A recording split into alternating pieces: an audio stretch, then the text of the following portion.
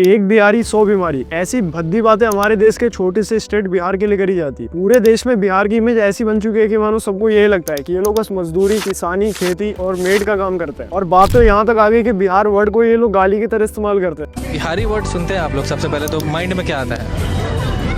गाली। अगर कोई अच्छा नहीं दिख रहा होता तो ये लोग उसे कहते हैं तू बिहारी लग रहा है। अगर किसी की बेइज्जती करनी है तो उसे बिहारी कह देते हैं। और एक बच्चा भी आकर कह देता है ओए बिहारी। बिहार को लेकर ऐसा परसेप्शन तो है ही, हालांकि इनके साथ मारपीट भी करी जाती है। 2008 में मुंबई से कैसे बिहारियों को मारपीट कर भगाया गया था आपको तो याद ही होगा। अर्ली 2000 में असम में रहने वाले बिहारियों को टारगेट करा गया था, जिसमें 200 बिहारियों की जान चली गई थी। पिछले साल 36 साल के राजेश मांझी को जान से मार दिया गया था चोरी करने के सस्पिशन में ही। और बात तो यहाँ तक पहुंच गई कि गोवा के चीफ मिनिस्टर ने ये तक कह दिया कि हमारे स्टेट में जितने भी क्राइम होते हैं उसमें से 90% तो बिहारी ही करते हैं। और ये इतना ज्यादा कॉमन हो गया है कि विकिपीडिया के अंदर एक मीम पेज बना हुआ है बिहारी एंटी सेंटिमेंटल्स के नाम पे। बिहारियों की ऐसी इमेज बन चुकी है कि चाहे वो कितने भी पढ़े लिखे हो, चाहे वो कितने भी अमीर क्यों ना हो, और वो खुल के अपनी आइडेंटिटी को बता नहीं पाते। बिहार से आने वाले जितने भी वर्कर है, अगर वो लोग टाइम पे ना पहुंचे तो हमारे देश की राजधानी रुक जाएगी और उसी बिहारी पर हम काम चोरी करने का आरोप लगाते हैं। और इनके साथ मारपीट भी करी जाती है। और इन सबके जिम्मेदार है बिहार के वो भ्रष्ट पॉलिटिशियन, जिन्होंने बिहारियों की ऐसी कंडीशन बना दी है कि ना ही अपने स्टेट में खुश होकर काम कर सकते हैं और ना ही दूसरे स्टेट में, और खुद पॉलिटिशियंस राजा बन के बैठे हैं।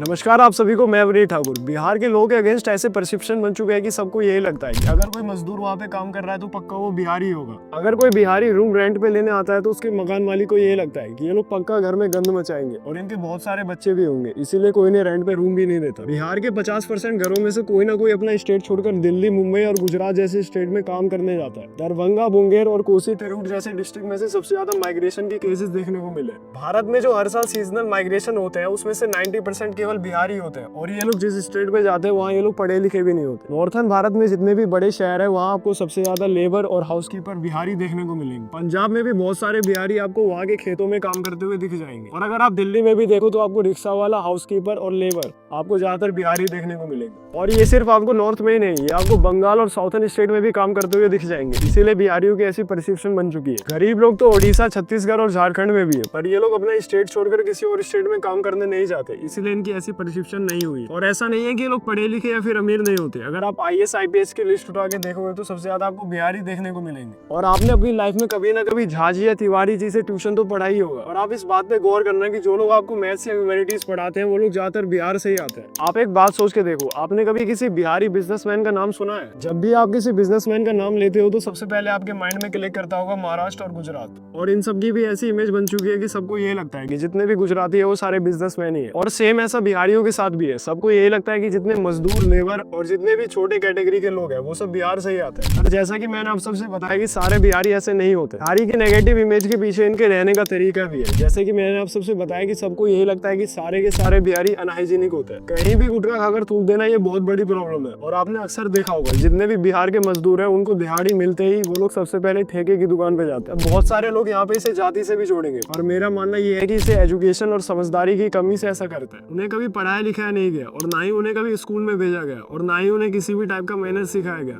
और वहाँ पे रिसोर्सेज की भी कमी थी। और ज्यादातर माँ बाप तो अपने बच्चे को कम एज में ही कंस्ट्रक्शन साइट पर भेज देते हैं। उन्होंने अपने लाइफ के सारे मेहनत मजदूरी करते हुए सीखे। और बात रही पीने की तो मैं जस्टिफाई नहीं करूंगा, पर उनके पास कोई ऑप्शन भी तो नहीं है। पूरी चिलचिलाती गर्मी के अंदर जब हम AC के नीचे बैठकर ये कंप्लेन कर रहे होते हैं कि इस गर्मी में तो AC भी फेल हो गया, और उस गर्मी में वो लोग बाहर जाके ईंटें उठा रहे होते हैं। कोई हमारी गंद साफ करने के लिए हमारे सीवर में घुसा हुआ होता है, और कोई AC वाली मेट्रो बनाने के लिए उसकी खुदाई में लगा हुआ होता है, ताकि हम उस AC वाले मेट्रो में बैठकर अपना शांतिपूर्वक सफर कर सके। दिन भर मजदूरी करने के बाद शरीर की चिपचिप और सीवर में घुसने के बाद उसकी गंद, इन सबको दूर करने के लिए उन्हें साबुन से ज्यादा नहीं अच्छा लगता है। और बिहारियों को नापसंद करने की एक और क्वालिटी है कि वो लोग बहुत ही आसानी से कहीं भी एडजस्ट हो जाते हैं। आप अगर देखोगे तो दिल्ली, हरियाणा, पंजाब और तमिलनाडु स्टेट में आसानी से बिहारी एडजस्ट हो जाते हैं। और तो और ये भी कहा जाता है कि ये बिहारी जिस भी स्टेट में जाते हैं वहाँ की सारी नौकरी खा जाते हैं। आपको याद होगा कैसे 2000 में MNS एक्टिविस्ट ने बिहारी बिहारी और यूपी के लोगों को महाराष्ट्र से मारपीट के भगाया था। राज ठाकरे ने सरेआम कहा था कि महाराष्ट्र में मराठी से ज्यादा नौकरी तो यूपी बिहार वाले ले जाते हैं। बिहारी लोगों के खराब इमेज होने का एक सबसे बड़ा कारण भोजपुरी इंडस्ट्री भी है। फिल्म और म्यूजिक ये दोनों ऐसी चीजें हैं जो किसी कल्चर को रिप्रेजेंट करने का सबसे बड़ा हिस्सा होती है। खुद हमारी कंट्री में पंजाबी इंडस्ट्री को प्रमोट करने में पंजाबी सिंगर्स का सबसे बड़ा हाथ है। इस तरह का वल्गर गाना भोजपुरी इंडस्ट्री में बनाया जाता है, चाहे वो दूसरे स्टेट वालों को समझ ना आए, पर वो लोग इस बात से अंदाजा लगा लेते हैं कि ये किस तरह का गाना है। और उन गानों ने वुमेन सेक्सुअलिटी को ऑब्जेक्टिफाई करना नॉर्मलाइज कर दिया है। और आप अक्सर मीम से देखते होंगे इस तरह के गाने बहुत ज्यादा वायरल होते हैं। और जिस तरह से बिहार में ऑर्केस्ट्रा के अंदर कोई छोटा बच्चा या छोटी बच्ची किसी लड़की के साथ नाच रहे होते हैं, उसे देखकर यही लगता है कि कितना शर्म की बात है। और ये सारी चीजें बिहार के लोगों को अनकल्चर्ड फील करवाती है, जबकि बिहार की हिस्ट्री बहुत ज्यादा कल्चर रिच है।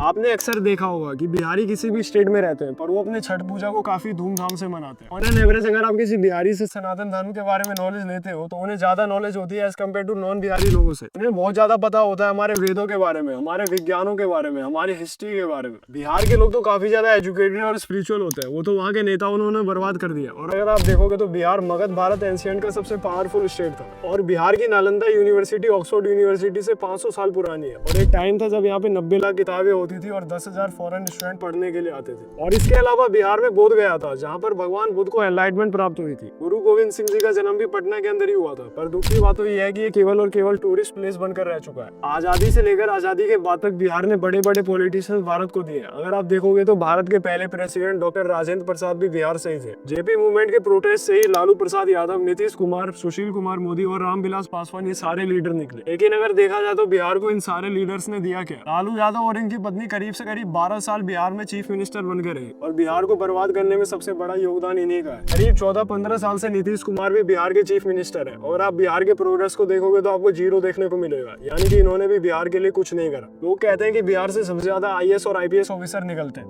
पर अगर देखा जाए तो वहाँ पे उनके पास कोई ऑप्शन भी तो नहीं है, ना ही वहाँ पे किसी टाइप का प्राइवेट ऑर्गेनाइजेशन है। और लॉ एंड ऑर्डर की तो इतनी बुरी हालत है कि वहाँ पे लोगों को गुंडा बनना पड़ता है और जो ये दोनों नहीं बन पाता वो मजदूरी करने लगता है। बिहार में इतनी ज्यादा बुरी हालत हो चुकी है कि लोग वहाँ के रेलवे ट्रैक के पटरियों तक को चोरी कर लेते हैं। बिहार की इन सारी प्रॉब्लम्स के लिए अगर कोई रिस्पॉन्सिबल है तो वहाँ के पॉलिटिशियंस, और वो सारे लोग जो कास्ट के नाम पे पॉलिटिशियंस को वोट देते हैं। सोचने वाली बात है, जिसका बेटा खूब 10th फेल है वो क्या ही देश को चलाएगा। बिहार में चाहे कोई भी सरकार आए, चाहे वो नीतीश की हो या लालू की हो, वो लोग बिहार में कुछ नहीं करते। और जितना ब्लेम इन पॉलिटिशियंस को जाता है उससे कई गुना जाता है उन लोगों को जो चाटुकारिता करते हैं इन पॉलिटिशियंस की और उन्हें जाति के नाम पे फिर से पावर में ला देते हैं। और जब तक बिहार में वो अपने नेताओं से अपना अधिकार नहीं मांगेंगे तब तक बिहार की ऐसी स्थिति बनी रहेगी और बिहार में ना ही किसी टाइप का डेवलपमेंट होगा और चोरी चकारी बढ़ती रहेगी। और बिहार के लोग इतनी गंदी परसेप्शन पूरे भारत में ऐसे ही रहेगी, इसमें किसी भी टाइप का चीज नहीं आएगा। मानता हूँ कि बिहार में कुछ ऐसे नेता हैं जो कि काफी ज्यादा मजाकिया स्वभाव के हैं, पर बिहार में कुछ ऐसे भी नेता है अगर उन्हें पावर में बिठा दिया जाए तो पूरे बिहार को चेंज कर देंगे। और इनमें सबसे बड़ा नाम है चिराग पासवान का, और ये वेल एजुकेटेड है और इनसे ही पूरे बिहार को उम्मीद भी है। बिहार के नेता केवल प्रोग्रेस के नाम पे सड़क बनाई जा रही है और किसी भी टाइप का डेवलपमेंट नहीं हो रहा बिहार में। मैं इस वीडियो को रिकॉर्ड करते टाइम काफी गुस्से में हूँ और काफी ज्यादा इमोशनल भी हूँ क्योंकि मेरे बिहार से काफी ज्यादा कनेक्शन है। इस वीडियो को एंड करते टाइम मुझे खुद समझ नहीं आ रहा कि मैं आप सबको क्या मैसेज देकर जाऊँ। वीडियो कैसी लगी कमेंट में जरूर बताना और इस वीडियो को पूरे देश में फैला दो और उस लाल वाले बटन को लालू यादव समझ के फोड़ दो। जय हिंद।